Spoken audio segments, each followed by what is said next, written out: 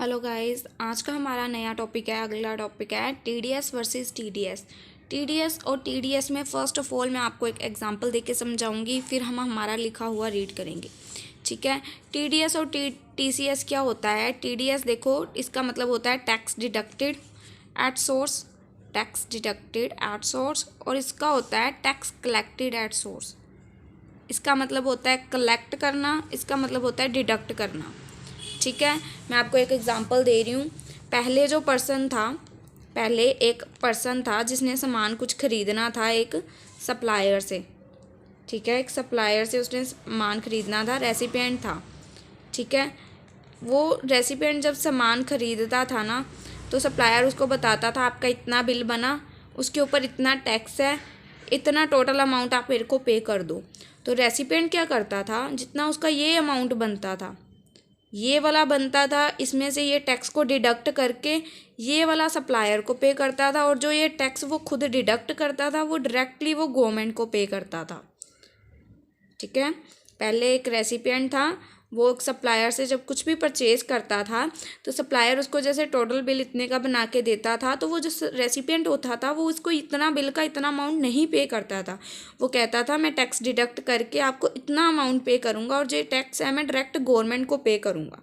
तो वो जब ये गवर्नमेंट को पे करता था, ऑब्वियस है इसका बेनिफिट सप्लायर को ही मिलता था। ठीक है ना। तो बट वो गवर्नमेंट को डायरेक्ट पे करता था। और टैक्स कलेक्टेड में क्या होता है, टैक्स कलेक्टेड में होता है कि हम, अब इसमें क्या हो गया है कि जो हम लोग हैं हम सीधा सप्लायर को टैक्स पे कर देते हैं। मतलब सप्लायर डायरेक्टली हमसे कलेक्ट कर लेता है। हम टैक्स जो हमारा टोटल अमाउंट होता है ना, ये उसका बिल का अमाउंट, ये उसके ऊपर टैक्स, और जो नीचे टोटल अमाउंट होता है हम डायरेक्टली सप्लायर को यही पे कर देते हैं। आगे सप्लायर फिर गवर्नमेंट को पे करती है, फिर उसका बेनिफिट हमें मिलता है।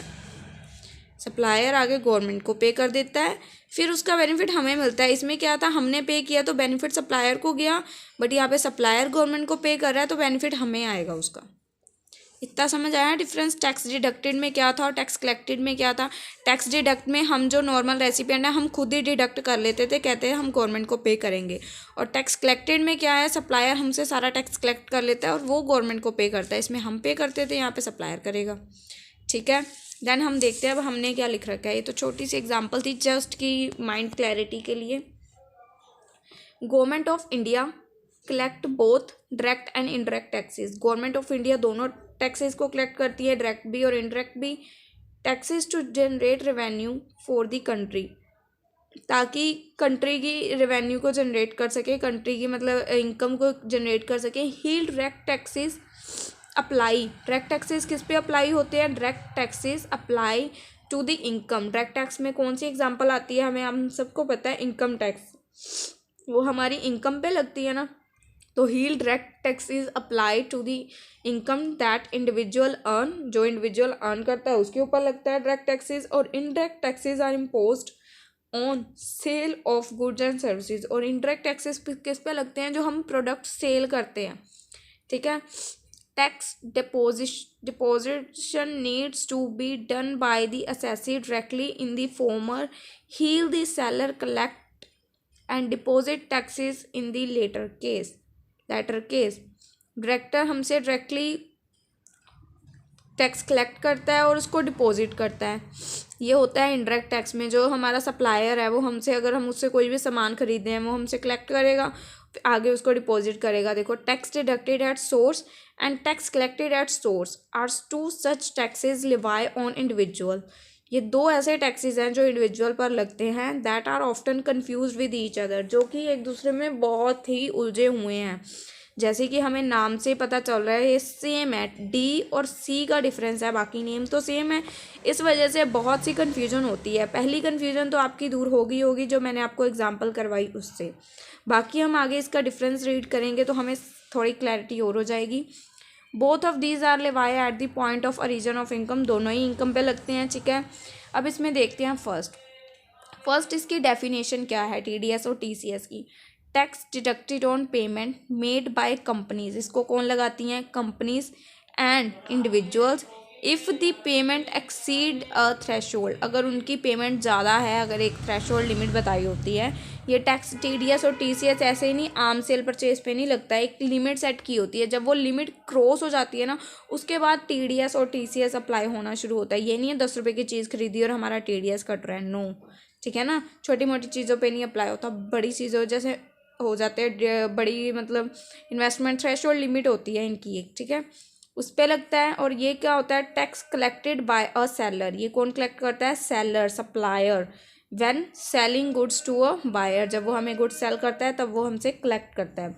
और टैक्स डिडक्टेड क्या था, ये हम लोग डिडक्ट करते हैं ना, tax deducted on payment made by companies, जो कंपनीज हमें सैलरी देती हैं उसमें से टैक्स डिडक्ट कर लेती है।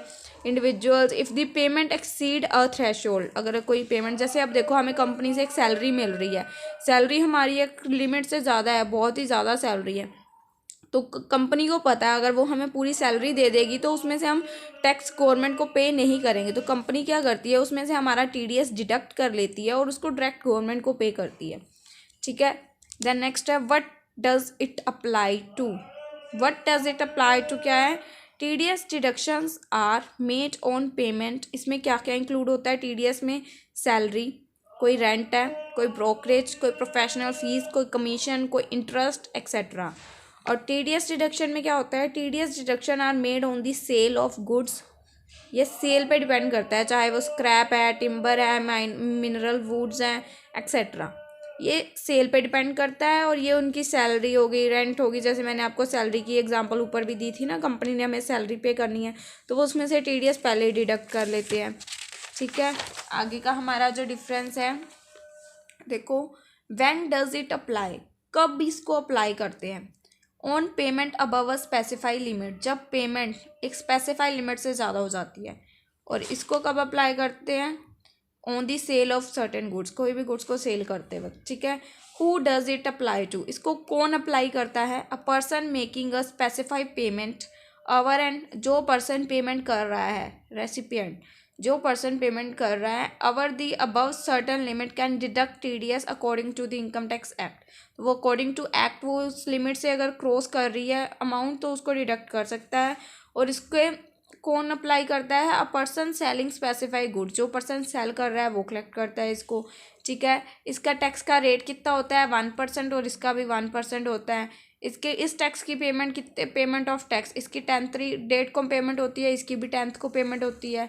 और filing of return to be filed within 10 days from the end of the month, जैसे महीना ख़त्म हुआ 30 को महीना ख़त्म हुआ, उसके अगले 10 दिन के अंदर अंदर ये रिटर्न फाइल हो जानी चाहिए।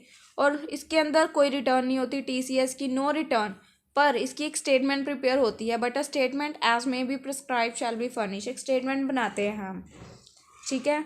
ये हमने छोटा सा एक डिफरेंस इसका पढ़ा है, मेरे अकॉर्डिंग तो ये वैसे इंपॉर्टेंट था नहीं क्योंकि ये कभी पेपर में आया नहीं हुआ है, बट बुक में टॉपिक था और मुझे लगा कि चांस हैं इसके आने के, और बेसिक नॉलेज है, जनरल नॉलेज हमें पता होनी चाहिए, TDS और TCS कट होता है हमारा, तो ये मैंने इसलिए जस्ट एक छोटा सा टॉपिक बना के आपको डिफरेंस में एक्सप्लेन किया है।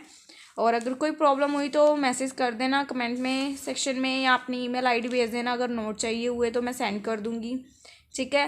देन नेक्स्ट चैप्टर है हमारा रिफंड, इसको हम नेक्स्ट वीडियो में कवर अप कर रहे हैं, ठीक है। चैप्टर नंबर मेरी बुक में है 21, आपको अगर बेसिक टॉपिक देखना है तो आप जस्ट इसको टॉपिक है देख सकते हैं, ठीक है।